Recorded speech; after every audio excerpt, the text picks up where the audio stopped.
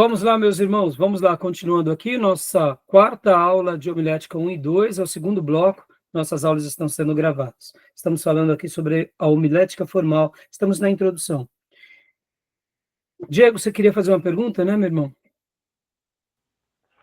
Pastor, eu posso usar o tema da minha pregação como introdução? Joia, uma pergunta muito oportuna. A gente vai ver já algumas sugestões, Diego. O seu tema, o seu título já é um chamariz. Já é. As pessoas já estarão olhando e pensando, ele falará sobre isso. Logo, a introdução está dentro dessa premissa. Então, você pode usar sim, já te respondendo, mas nós temos aqui algumas dicas que a gente vai ver já, tá bom? No desenvolvimento dessa aula você vai ver, e eu te respondo melhor no desenvolvimento da aula, tá bom? Voltando aqui ao slide que nós tínhamos parado do módulo anterior. O que evitar na introdução, irmãos? O que evitar? Existem coisas que a gente tem que evitar. Vamos ler. Vamos ver aqui. Tomé, leia para nós, por gentileza. O que evitar na introdução? 1. Pedir desculpa pela falta de preparo. 2. Dá uma pausa, Tomé. Vocês já viram esse tipo de coisa? Esse tipo de situação? O que o ouvinte está entendendo? Fulano não fez a lição de casa. Você pode até dizer, irmãos, vamos imaginar uma situação, é a primeira vez, orem por mim, é a minha primeira vez que eu estou pregando, ou são as minhas primeiras vezes. Só orem por mim para que eu possa ser um vaso agora diante de vocês. Uma coisa é você pedir oração, uma coisa é você falar algo até legítimo. E outra coisa é desculpe, viu? Fica chato, irmãos. E vamos imaginar que a pessoa fez a lição de casa e aqui ele está com falsa modéstia. Tudo bem, vai ficar chato do mesmo jeito. Porque está pedindo desculpas não é o ideal. Agora, é óbvio, se a pessoa realmente ela está fazendo isso porque, né, na ingenuidade da pessoa, faça a leitura, não julgue ela ou ele, né? Mas, na medida do possível, oriente essa pessoa, não faça isso, não precisa. Eu sei que muitas vezes a pessoa está querendo ser humilde, porque, de fato, é uma tarefa muito elevada para nós, porque quando vamos pregar, quando vamos ensinar, nós lembramos das histórias bíblicas, nós nos lembramos dos profetas, nós lembramos dos pregadores, nós temos como referência os grandes pastores, a gente se apequena nesse momento. Então, é da nossa natureza tentar falar com humildade e tentar se desculpar de antemão, mas fica aqui a dica e a recomendação, não fica bem. O que ficaria bem? Dizer assim, irmãos, esse é um momento muito sagrado, é um desafio muito grande, não sou digno desse instante.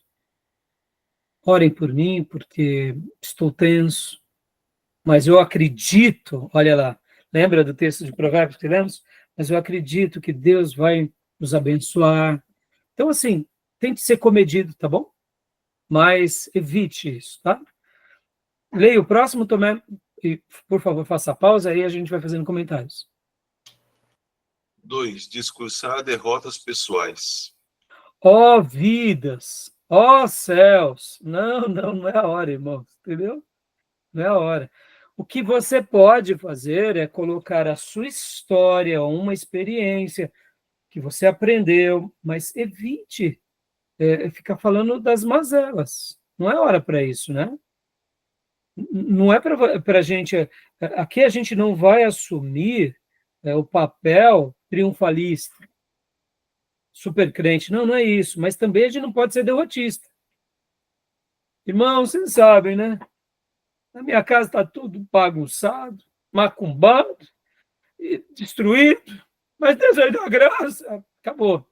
Quem está ouvindo vai ficar assim, com compaixão do pregador, né? O auditório vai consolar o pregador pelos olhares, né? pela compaixão. E não é isso o papel, né? Agora, se formos falar de uma lição aprendida, de uma derrota, que a gente seja comedido, tá bom? Continua, por gentileza, também. 3. Falsas modéstias. Irmãos, eu não sei de nada, né? O irmão acabou de fazer pós-doutorado na USP, Mackenzie. Pelo amor de Deus, né? Não sabe de nada. Fica até desagradável, né?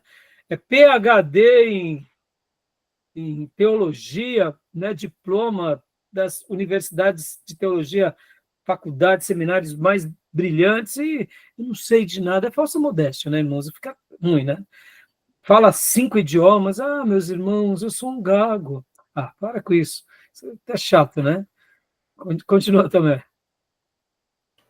4. Um começo dramático, apelativo. Ah, aqui me dê licença para fazer aqui aos apaixonados por Marcos Feliciano. Deixa eu fazer aqui um comentário. Marcos Feliciano. Eu pensei bem nele. Marcos Feliciano prega demais, tem uma presença de palco, fala umas heresia boa, né? Quando eu falo boa aqui, é que falta teologia, né? Mas, assim, deixa eu dizer, o começo dele é dramático, proposital, mas lembra que eu falei para vocês? Garras de aço, como de uma águia. Eu me lembro de um congresso que ele pregou, eu acho que foi aqueles que acontece lá no Sul, que é um congresso pentecostal, que todo ano tem, né? Eu acho que é dos Gideões, alguma coisa assim. E ele começa assim: Senhor, vamos orar, igreja, vamos orar. Senhor, envia os teus querubins. Bota o querubim da porta da entrada. Outro querubim da porta do sul. Aqui no altar os serafins. Meus irmãos, você começa a ouvir a multidão já gritar, já estão rodopiando. Ou seja, Senhor, obrigado pelos teus arcanjos com a espada. E pronto, já pegou todo mundo na oração. Olha, meus irmãos, é bonito, é criativo, mas é dramático demais, é apelativo demais. Concorda? Mas olha, vamos admitir, é criativo ou não é? Senhor, envia o teu querubim agora, na porta da frente, naquela lateral. Onde está aquele irmão? O irmão já começa a ser pentecostal, começa a falar em línguas, rodopiar. Perceba, olha como Marcos Feliciano ele tem o domínio da oratória. Foi dom que Deus deu para ele, foi, mas também foi a habilidade que ele foi desenvolvendo. Eu acho que isso, assim como algumas heresia brava que ele fala, quando eu falo aqui heresia brava, irmão, é quando ele usa um texto sem dizer o que ele acha. É isso que eu estou me referindo como heresia brava, tá? Quando ele está pregando a Bíblia, citando a Bíblia corretamente, maravilhoso, mas tem hora que ele faz umas citações totalmente inapropriadas, por exemplo, ele começa a falar algo que o texto bíblico não está falando, como se fosse o texto bíblico. E é isso que eu digo que é heresia. Para que nós não incorramos nesse pecado, porque isso é um erro, viu, meus irmãos? Quando a gente acrescenta o que Deus não acrescentou, mesmo que seja, né, uma hora, como nós chamamos, né, a arte de pregar, seja fruto da retórica, seja calor do momento, a gente não pode se permitir, pela emoção, pela pregação, porque eu sei que é um momento muito contundente, eu também já me vi assim, já errei também, não posso dizer que eu nunca errei, quando eu noto o erro, me retrato, ou depois eu mesmo me corrijo como um método de arrependimento, porque o calor da oratória é muito empolgante, meus irmãos, é muito, você reage com o povo, você sente Deus te usando, as pessoas sendo tocadas, então tem vezes que você se empolga além da medida. E essa empolgação além da medida é pecado, tá? O nome bonito para isso é pecado. Resolve assim, não tem o que falar. Então, no calor da oratória, quando você está dizendo algo, você tem que dizer em algum momento, meus irmãos, isso eu penso, eu deduzo, eu creio assim. Porque senão, meus irmãos, qual que é o pecado? E por que eu falo dessa forma?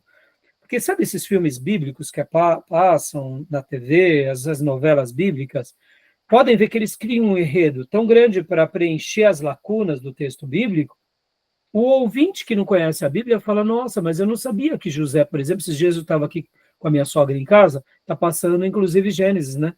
E estava passando inclusive José do Egito. Eu falei, olha, estou pregando isso daí. Nem sabia que estava passando Gênesis e José, né?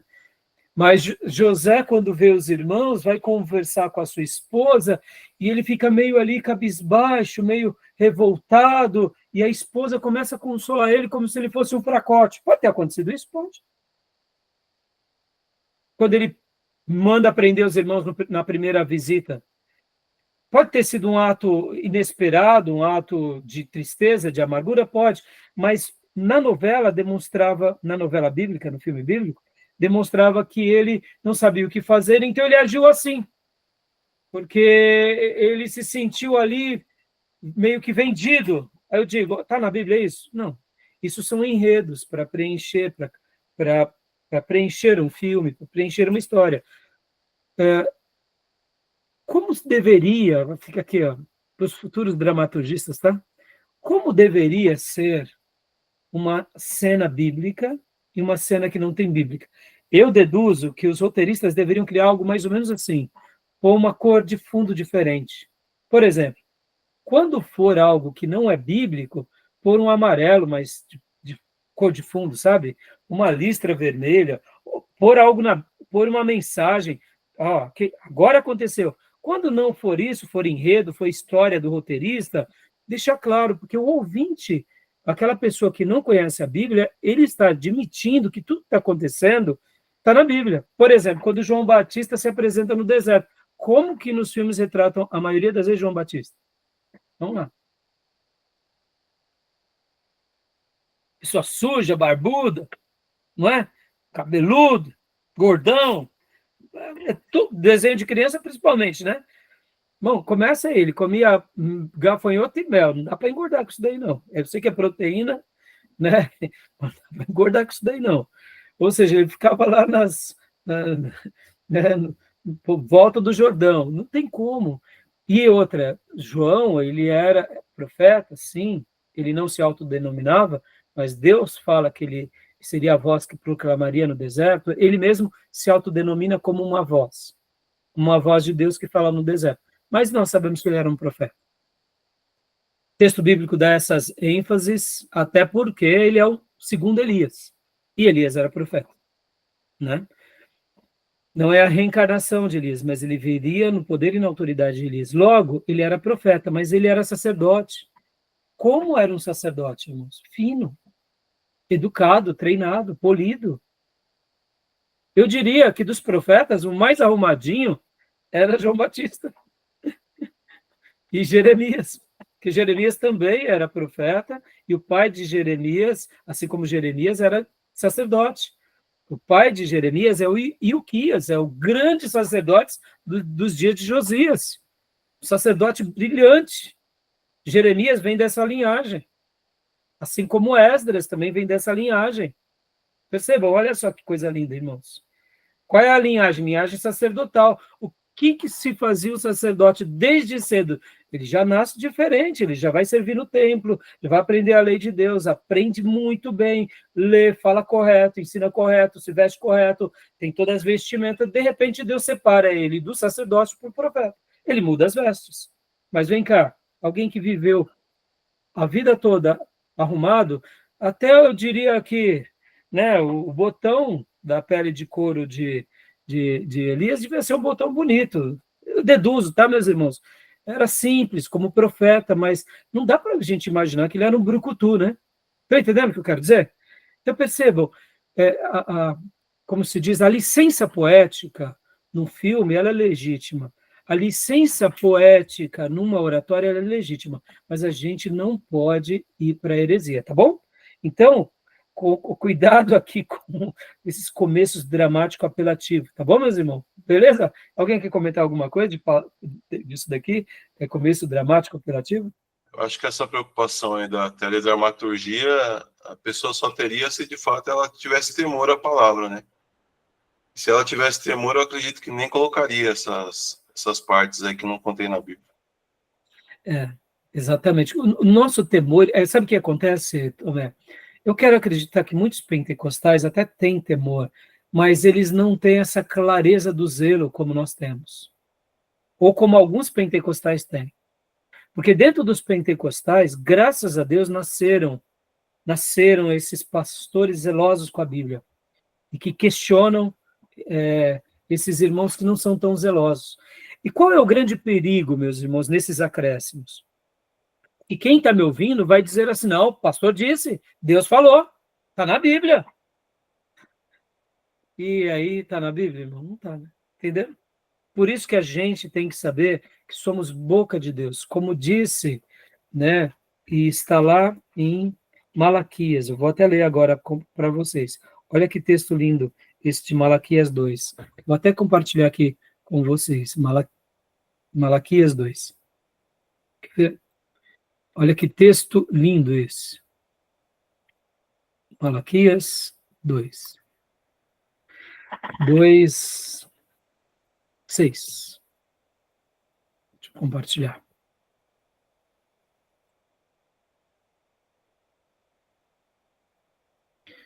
Deixa eu mudar a tela aqui. Olha só o que diz o texto. Malaquias 2, 6.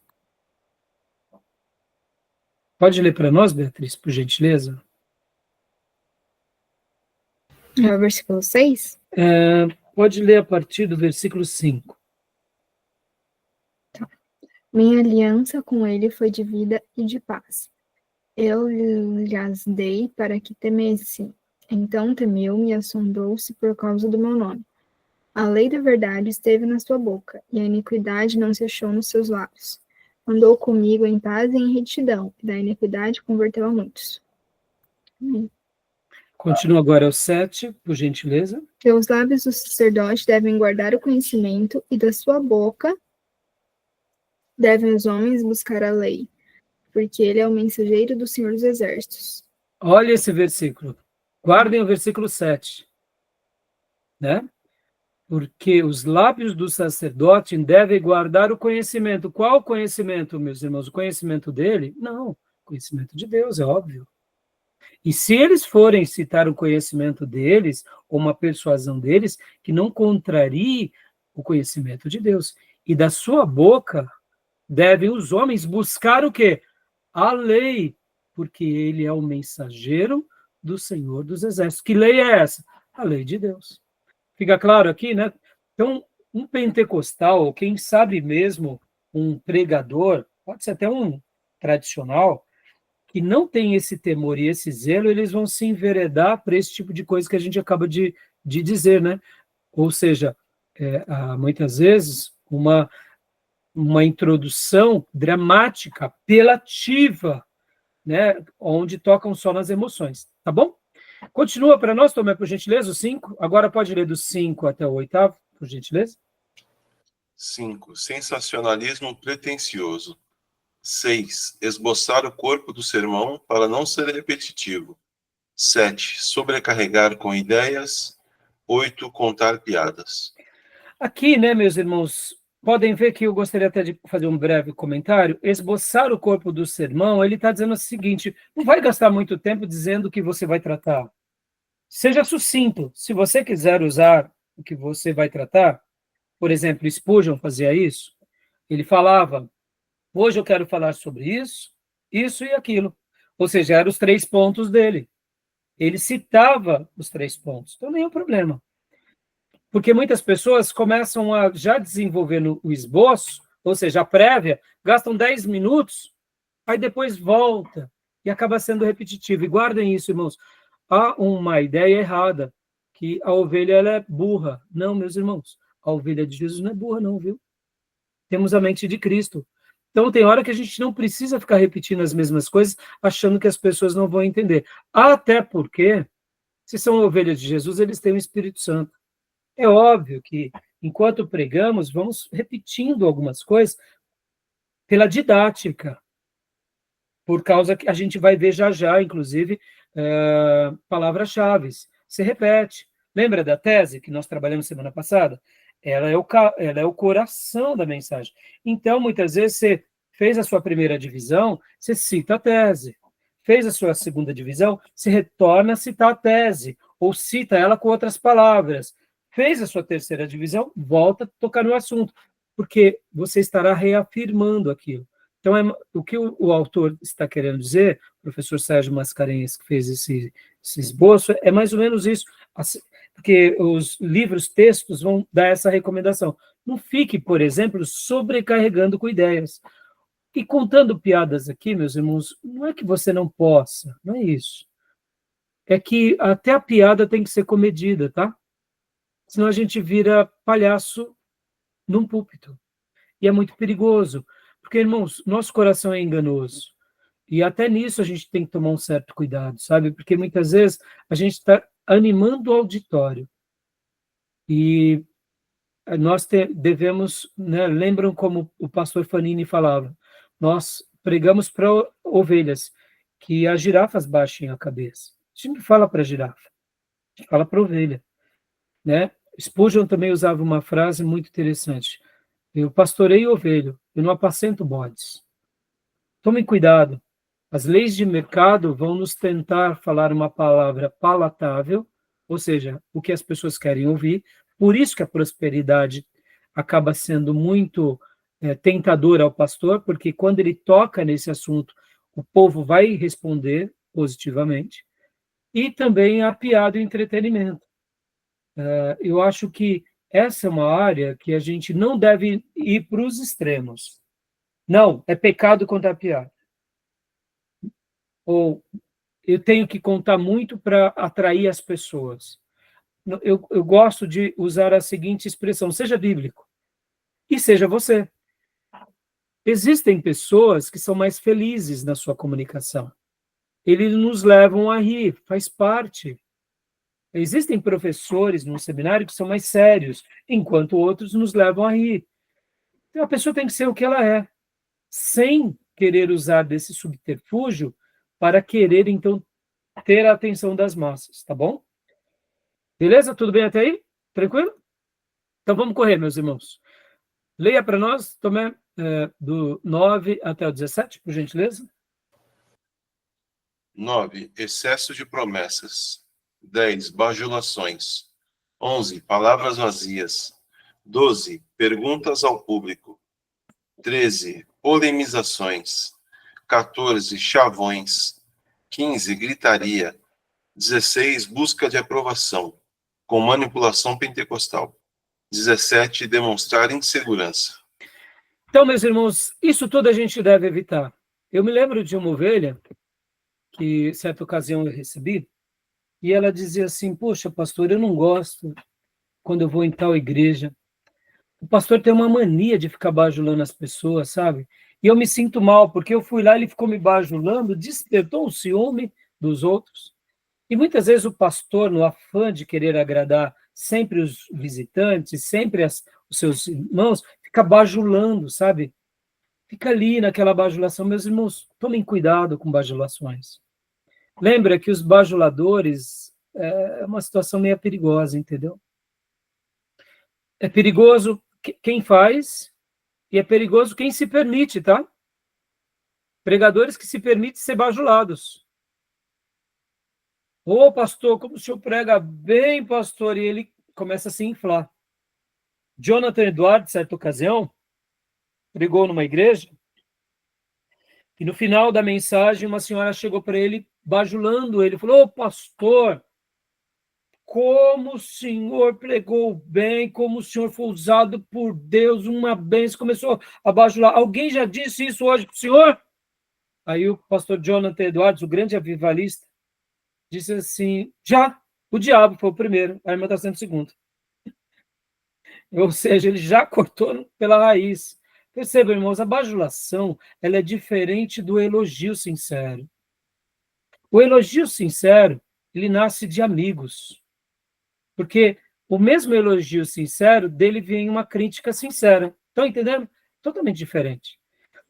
Então, nós afirmarmos as pessoas, valorizarmos a pessoa, é diferente da bajulação.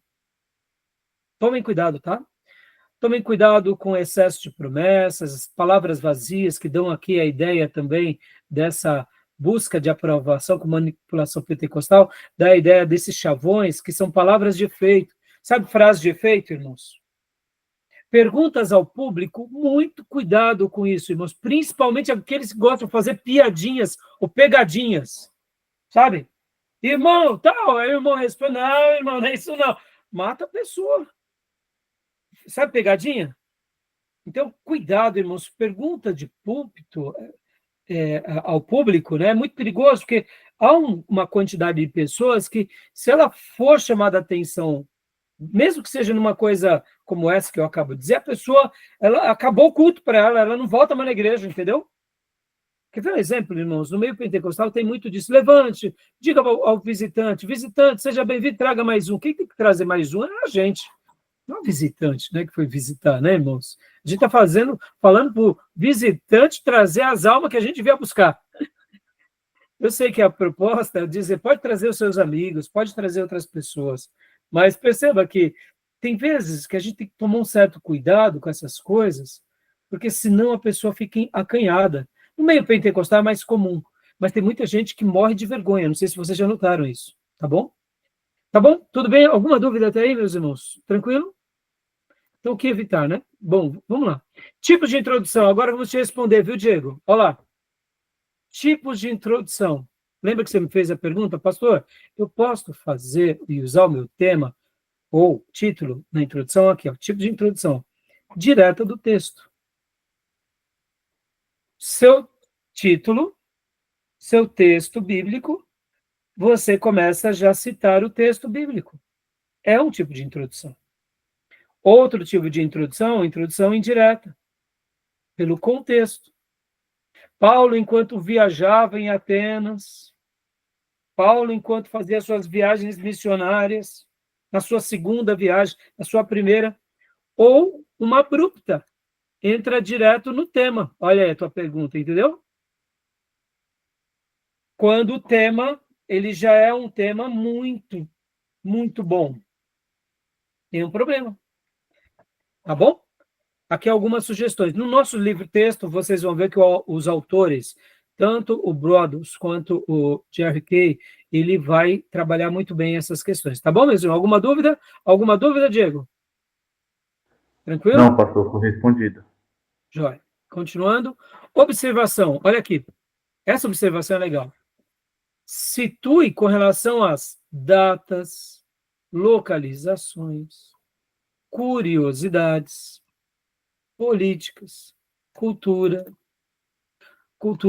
questões sociais. Ou seja, você concorda que quando vocês já começam a trazer o pano de fundo, isso já serve como uma introdução?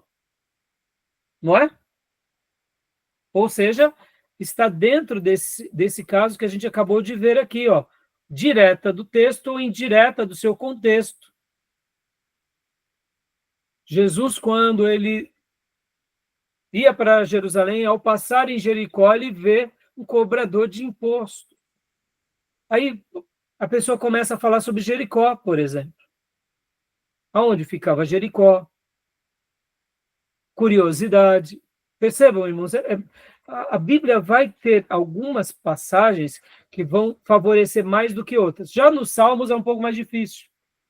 Mas quando o Salmo tem um título lá, quando Davi fugia de Absalão, opa! Quando Davi lutava contra os seus inimigos, inclusive com Saul, opa! Percebam, já deu um pano de fundo. Se você quiser usar, é um meio. Não é que você precisa. Lembram que nós já falamos um pouco sobre mensagens positivas? Ainda a gente vai chegar lá, mas quando você faz isso, você já está preparando cada ouvinte, cada irmão, para receber aquele texto da forma mais próxima como o autor se revelou. Tudo bem? Até aí, tudo bem? Ficou claro esses pontos? Daniel, lá na Babilônia. Opa, meus irmãos, tem muita coisa para a gente tocar no assunto. Moisés no Egito. Né? Então, percebam que dá para a gente fazer muita coisa só com essas observações. Continuando aqui. Podemos usar ilustrações, objetos ou recurso visual, tá? Faltou um R. Então, olha só que interessante aqui. Pastor, eu posso começar uma introdução com uma ilustração, meus irmãos, é maravilhoso. Maravilhoso. Se você tiver uma introdução que case com o assunto que você vai pregar, com o tema, com a tese, meu irmão, a ilustração é maravilhosa. A gente vai chegar lá na ilustração. A ilustração, ela é para uma casa o que uma porta e uma janela é para essa casa, meus irmãos. Uma casa sem porta e janela é uma coisa meio esquisita, mas bota uma portinha aqui, bota uma janelinha ali, mudou toda a casa. A ilustração traz luz, traz iluminação. Estão entendendo? Tá bom? Objetos. Como assim objetos, pastor? Muitas vezes você pode usar um objeto. Eu me lembro de uma ocasião que eu preguei o livro de 1 Coríntios todo. Foi por volta ali do ano 2000. Eu devo ter ainda todas essas mensagens em áudios. Não tenho nenhuma delas possivelmente gravado e publicado. Uma hora, quem sabe, eu ponho nos nossos canais de Spotify. Na época, nós gravávamos em fita cassete. E aí, depois, os irmãos que queriam pegavam as fitas, depois virou CD. Então, devo ter dessa forma, mas nas redes sociais eu acredito que não tem. A não ser uma, que eu faço a abertura da mensagem de Corinto, que é sobre escolha. Sobre escolha. Então, quando eu vou fazer a série do livro de Corinto, antes de fazer a série, eu vou para Atos dos Apóstolos, quando Paulo vai para Corinto. E ali faço a minha primeira mensagem sobre a escolha. Eu acho que essa mensagem eu devo ter nas redes sociais. Mas voltando, numa das mensagens, quando Paulo fala sobre as divisões que havia em Corinto, lembra? Uns são de Paulo, outros de Apolo, outros de Pedro e outros de Cristo, tinha até o time de Cristo. No texto em original, a palavra divisão ela é muito linda, porque ela remete a uma ideia de um tecido que ele é feito sem costura. Olha que lindo. Sabe um tapete persa, irmãos? Essa obra de arte, lindíssima. Então, que os fios entrelaçam entre outros e não tem emenda. Então, a ideia do texto bíblico é que a igreja seja como um tecido que ela vai crescendo na sua irmandade, mas onde não tenha divisão. Porque a ideia do texto em original, quando há uma divisão, é como se nós pegássemos um tecido único e rasgássemos. O que eu fiz, meus irmãos? Eu fiz isso, eu peguei um tecido, eu me recordo que era como se fosse um tapete, e peguei ele assim na igreja e falei, irmãos, percebam isso. Fiz um cortezinho bem leve e puxei, rasguei. Todo mundo fica assim olhando, o que o pastor vai fazer? Vai rasgar as coisas aí do púlpito? Vai começar a unção do rasga-rasga, né? E ali eu comecei, foi mais ou menos assim, eu tive a ideia, eu falei, puxa, eu vou usar. Eu não me recordo se foi na introdução, mas pelo que me parece foi. E eu fiz essa dinâmica logo no início. Ou seja, um objeto. Dinâmica. Eu tenho no meu escritório 3 ovelhas. Um carneiro, uma ovelha, um carneiro branco e uma ovelha branca e uma ovelhinha negra. E uma das minhas mensagens eu pus no meu púlpito de uma forma em que as pessoas viam, né? E ali eu usei esses objetos. Uma coisa simples.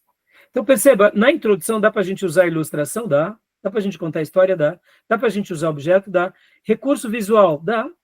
Dentro do recurso visual, você pode pôr tanto no telão, quanto... Hoje, nós estamos desfrutando de um momento único na história. Os recursos visuais, eles têm que ser explorados, irmãos. Tecnológico. Hoje, essas igrejas que têm um painel maravilhoso, meus irmãos, você fazer uma introdução de algo e você separar uma imagem, pedir para a pessoa, enquanto você fala, você aponta, isso é um recurso visual maravilhoso. Enquanto eles ouvem o som da sua voz, a maneira que você apresenta, o timbre, o tom, a imposição, ainda vê com os olhos. Isso é maravilhoso. Antigamente nós tínhamos o retroprojetor, depois fomos para o telão, e agora temos esses painéis maravilhosos. Percebam? Então são recursos. E dentro dos recursos visuais ou objetos aqui, deixa eu falar aqui para vocês, nós temos as dinâmicas, viu, irmãos? Dinâmica. Certa ocasião eu aprendi uma dinâmica muito curiosa. Eu pus um cesto de lixo do lado do púlpito, tinha pedido para os obreiros distribuir uma folha para cada pessoa que estava na igreja, e disse assim, irmãos, estão vendo aqui esse cesto? Pega a folha aí que vai com você. Pega a folha. Aí, amassa a folha agora. Aí todo mundo amassou. Bom, vou propor um desafio aqui com vocês. Acertem o cesto de lixo. E aí eu falei, bom, peraí, deixa eu sair daqui, senão eu vou tomar papel, né? Os irmãos vão me acertar. Aí começaram, então, a jogar, né? Todo mundo começou a jogar. E aí, de repente, sempre tem um espertalhãozinho que faz o seguinte, pastor, é para acertar? É. Aí ele vai até lá na frente e coloca. Aí os outros, pastor, ele levantou. Aí, nessa hora, você está com o microfone, você fala, eu pedi para acertar. Eu não disse que tinha regras. Aí já outros levantam, mas aqueles que jogaram rapidamente já não tinham mais a chance de acertar. Qual é a moral, né? Percebam, a gente tem que saber ler nas entrelinhas. Acertem o cesto, bolinho de papel, acertem no cesto. Opa, acerte no cesto, mas ele não disse acerte de onde você está. Percebam, parece bobeira, mas é uma dinâmica muito simples, mas que traduz bem, né? Então, percebam, você vai falar sobre, por exemplo, iniciativa, você vai falar sobre discernimento, sobre estar atento, vigilante. Se já começa com uma dinâmica dessa, é uma introdução brilhante ou não? Bolinha de papel, gente, ó. Bolinha de papel, entendeu? Deixa eu dizer outra dinâmica muito legal. Eu me lembro que, certa ocasião, eu preguei numa igreja, era aniversário da igreja, e eu falei muito sobre algo que levava a igreja ao quebrantamento. E também na mesma coisa, no final da mensagem eu dei uma folha para cada um. Fiz isso na nossa igreja também há muitos anos atrás. Eu estou falando aqui, eu fiz isso no final, mas a pessoa pode fazer no início. E aí eu pedi para as pessoas pegarem aquela folha e fiz uma dinâmica dizendo, olha, imagine que aqui seja você. Você. Você ereto, você bonito, todo arrumado, pintado. Seu dia a dia. Sacode agora a folha. É pedir para os irmãos sacudirem. Estão ouvindo o som?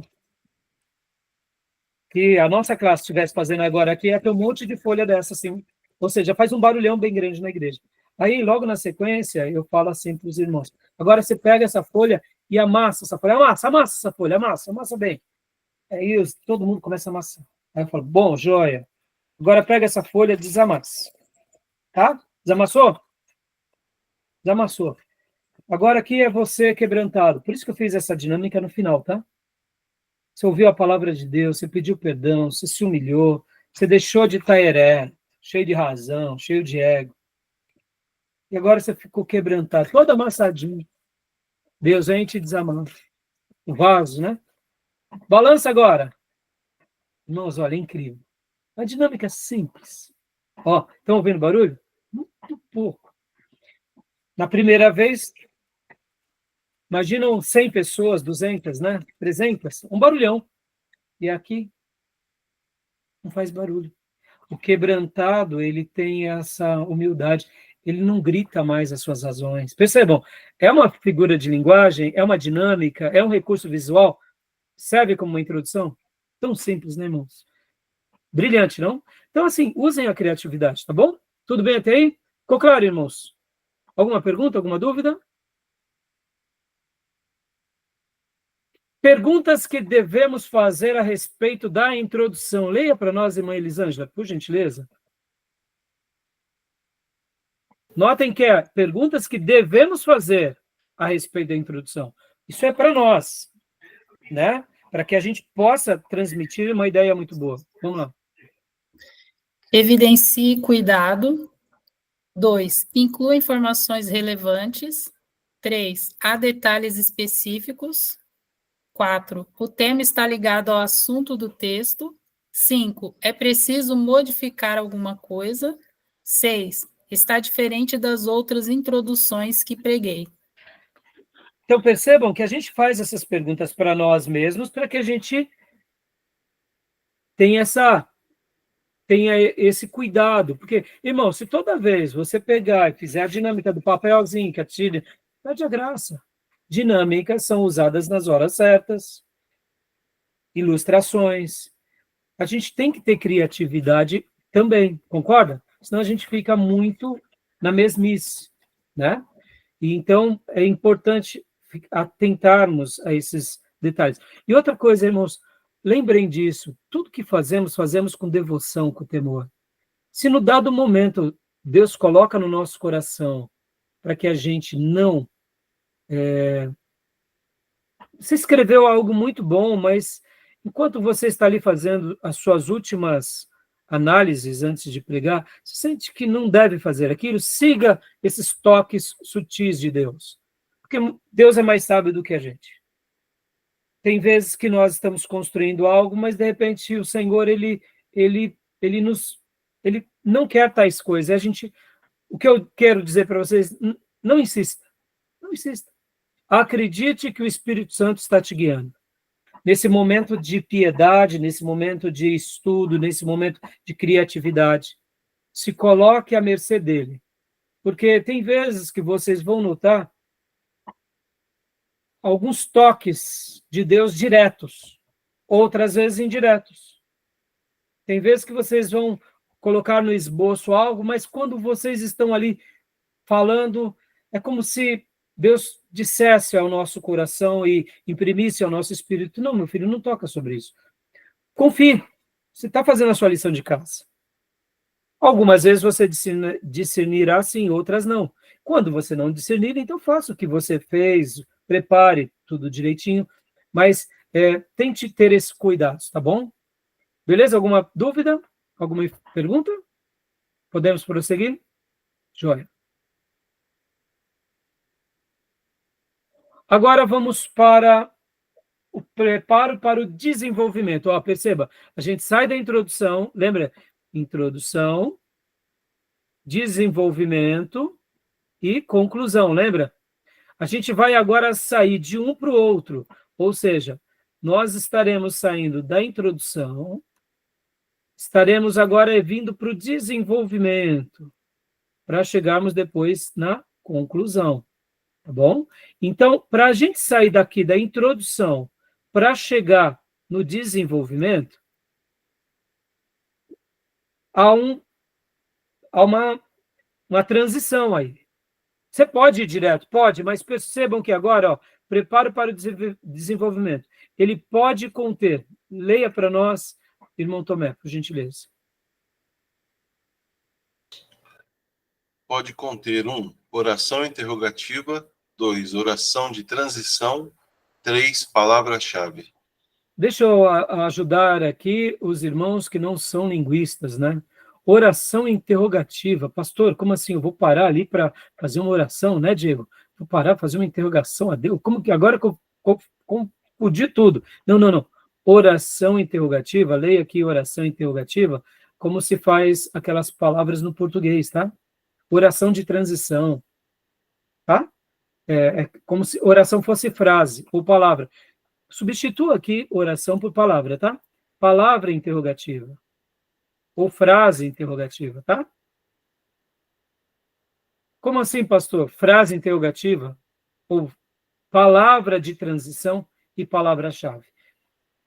Quando você está na introdução e você quer ir para um desenvolvimento, você pode, sim, ir direto, mas concordam que muitas vezes é importante a gente lembrar que os irmãos estão ali prestando atenção na introdução e, de repente, eles mergulham tanto naquela ideia que, de repente, você já vai direto para o primeiro argumento, primeiro ponto, eles ainda estão lembrando da introdução.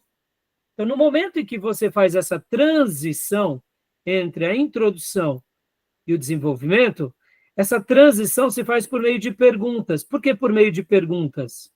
Porque quando você pergunta, você chama a pessoa de volta para você.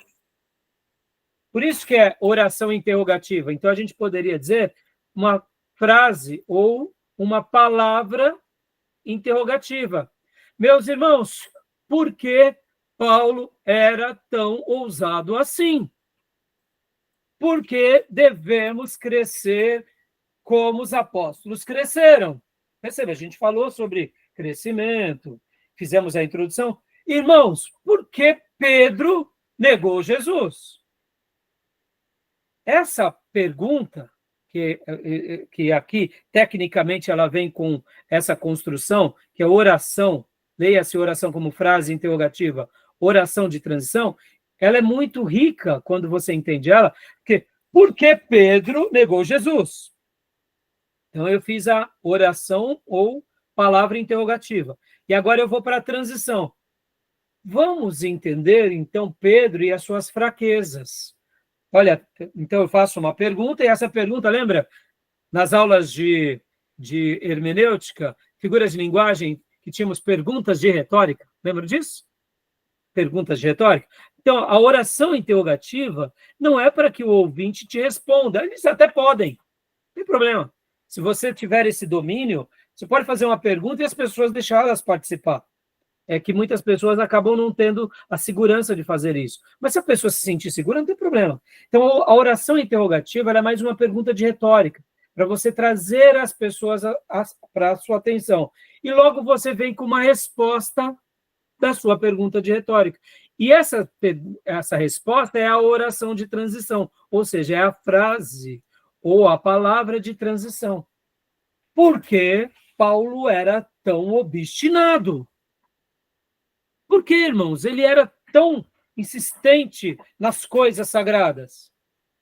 Porque Paulo, aí a gente vai para a resposta, amava muito ao Senhor. Ele aprendeu a amar. Olha só, percebam que a gente faz isso o tempo todo e nem percebe que a gente está usando, a gente usa esse desenvolvimento na nossa comunicação. Pode ver, a gente faz isso com o filho, não faz? Mas por que a professora disse isso? Por que o papai falou aquilo? Porque, pode ver, a gente usa isso o tempo todo na empresa, no trabalho, na vida, nas nossas relações de amigo. Por que o teu namorado te deu um pé? A gente usa perguntas de retórica, ou seja, oração interrogativa. Aí a gente muitas vezes dá a resposta, mas porque também você tratava mal, né? Teu namorado. Você quer o quê? Você vivia ofendendo ele. Perceba, a gente usa isso o tempo todo, meus irmãos. Só não enxergava que usava. É ou não é? Estão enxergando? Estão vendo? Né? E aí vem a terceira coisa, que é a palavra-chave. Pastor, precisa de tudo isso? O senhor, quando está preparando uma mensagem, o senhor põe lá pergunta interrogativa, oração de transição, palavra-chave. Meus irmãos, isso vai se tornando tão normal que você acaba escrevendo seus esboços. No meu caso, eu digitava antigamente, eu escrevia, depois eu passei a digitar, depois eu passei a digitar por meio da tecnologia, onde eu vou falando e vai registrando meu esboço, mas eu atualmente eu tenho escrito os meus esboços num caderno. Eu saí eu passei por toda essa evolução e voltei. Por quê? Porque, para mim, a arte de escrever me traz mais ideias, é mais pedagógico, é mais instrutivo, então eu tenho feito isso. E quando você está escrevendo o sermão, naturalmente você faz isso. Você nem nota, irmãos. Você faz algumas perguntas, você dá as respostas e você usa palavras-chave e muitas vezes nem percebe. Agora, você consegue enxergar, assim como eu tinha dito lá atrás, que quando você tem a ideia de que fazer uma boa introdução, você capta as pessoas, você ter a ideia de que, ao fazer uma boa pergunta, você traz de volta as pessoas para você na tua mensagem. Quando você dá uma resposta, você está transicionando. E quando você tem palavras-chave, você vai usar essas palavras-chave, olha como que o nome já diz, são palavras-chave. Ou seja, você irá usar essas palavras aonde? Sempre no seu desenvolvimento. Olha só, irmãos, está entendendo aqui aquilo que nós lemos lá no início do livro do Pregação e Pregadores, quando nós falamos sobre aquele pastor ancião, que de fato ele usava a linguagem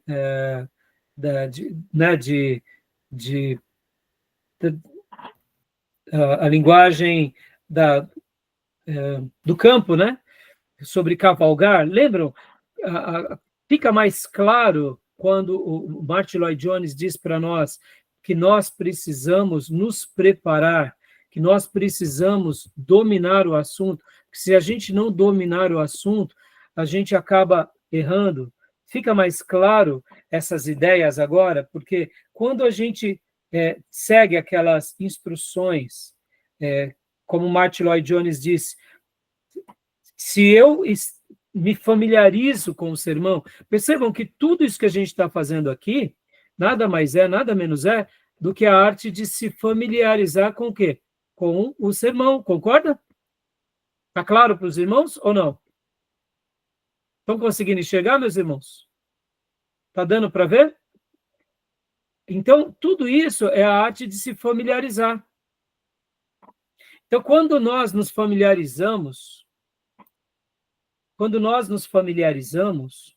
com o sermão, perceba, a gente aciona alguns gatilhos mentais. Quais são? Preciso de uma introdução.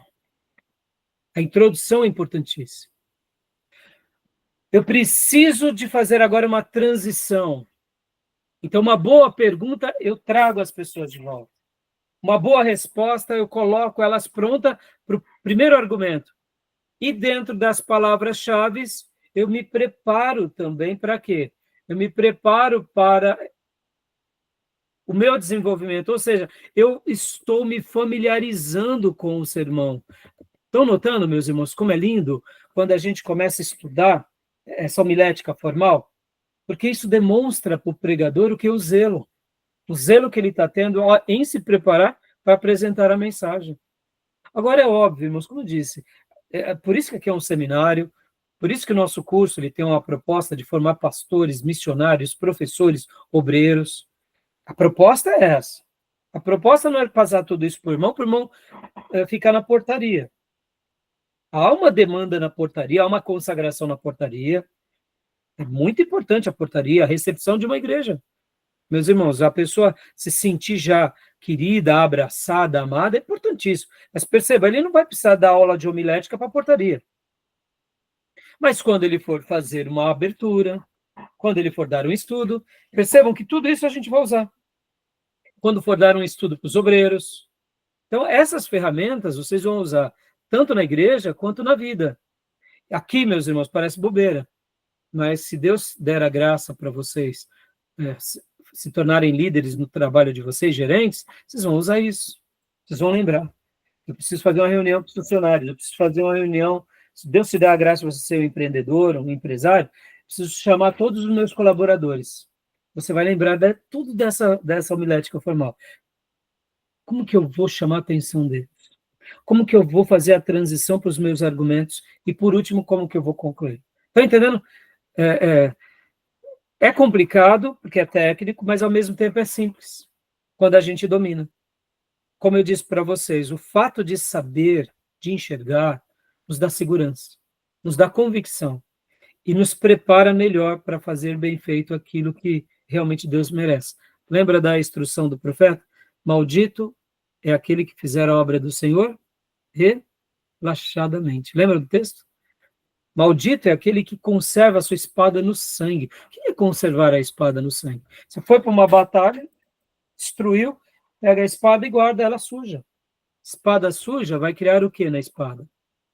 Vai enferrujá-la, vai perder o corte. E vai para uma outra luta, não corta. Não cortou a armadura, morreu. Você que vai morrer.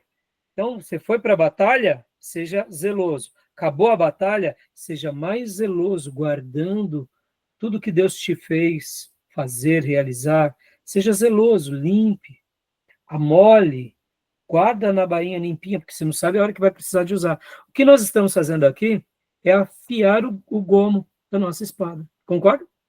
Só isso.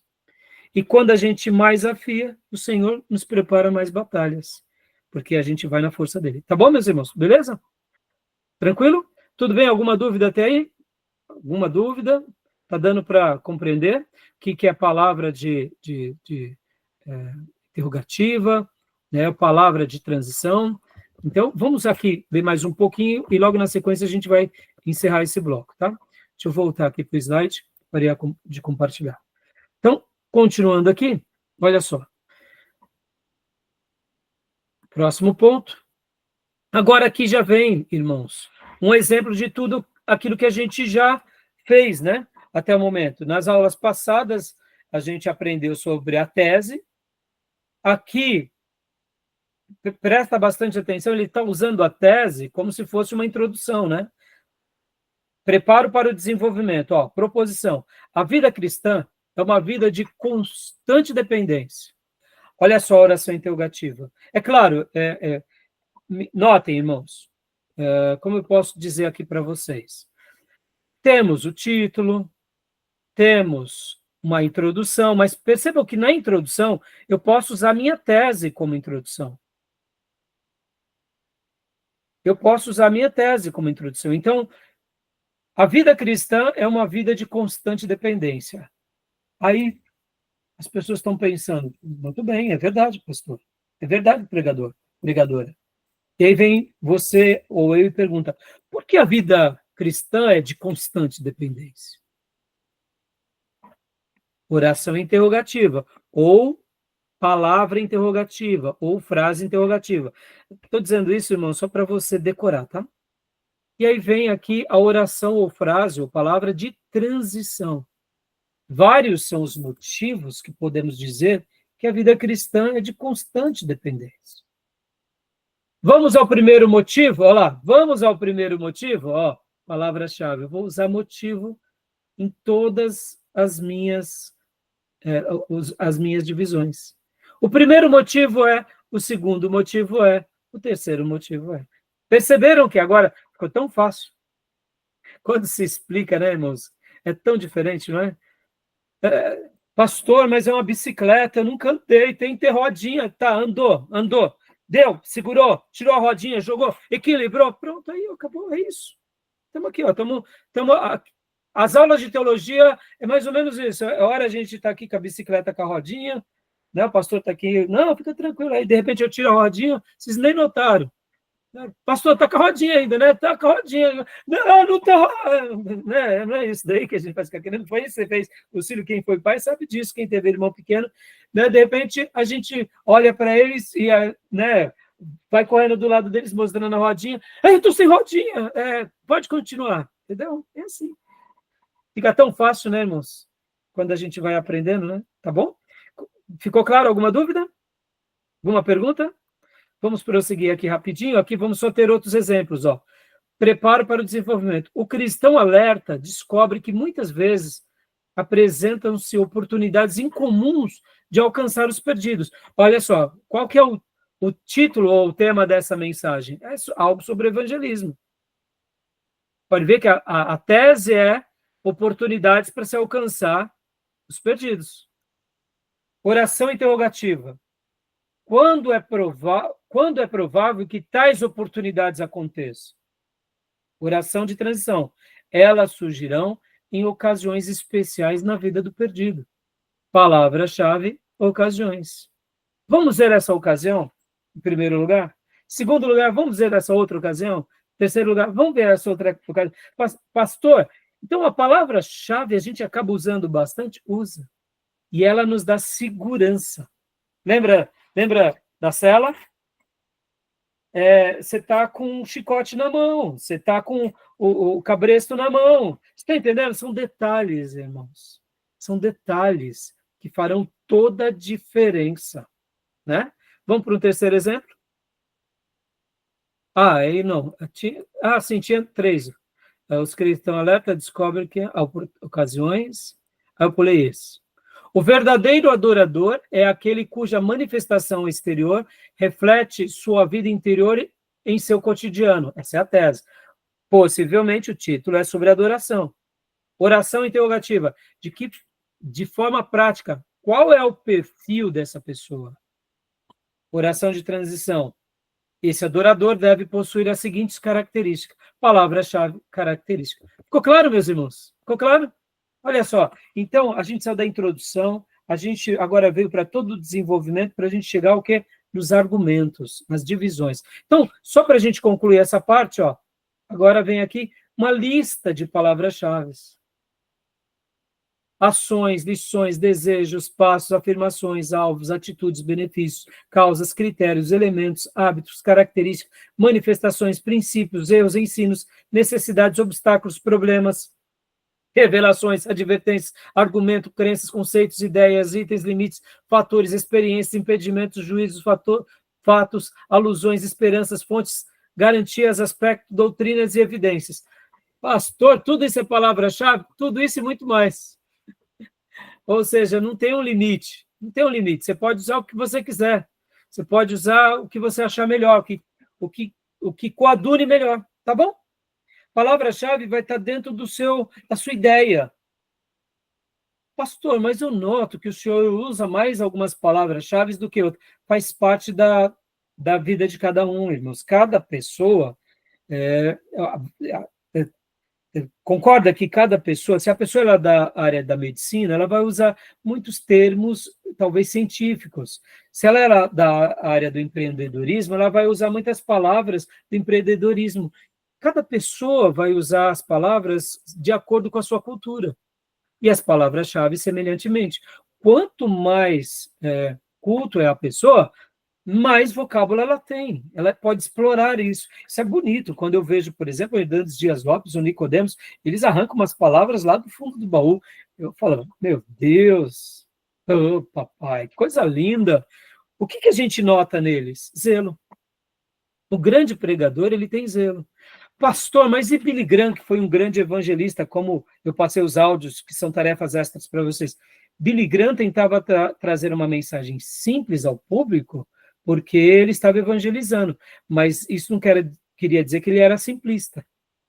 Era simples, uma linguagem simples, o evangelho puro, mas podem ver que a construção que ele tem é brilhante. É uma construção, eu diria, muito efetiva, tá bom? Beleza, meus irmãos? Tudo bem? Alguma dúvida? Não? Então, a gente vai prosseguir aqui, vamos dar a pausa, e a gente vai agora para o desenvolvimento, para essa área mais agora, que seria o lado do desenvolvimento em si, né? A gente vai para essa parte, que é a parte já dos argumentos em si, e como desenvolver, né? O preparo mais voltado agora para... Deixa eu pegar aqui, só um segundinho, desculpa. Aqui. A gente vai agora, literalmente, para o desenvolvimento, tá, meus irmãos? A gente teve, como se diz? A gente teve aí esse período de transição e a gente vai fechar esse bloco e vai pegar um outro slide mostrando esse lado mais agora prático do desenvolvimento, chegando já nos argumentos, chegando nas divisões e nas subdivisões, tá bom? Beleza? Alguma pergunta, alguma dúvida? Não? Então, vou parar aqui nossa gravação para não ficar uma aula muito longa e a gente volta para o último bloco, tá bom?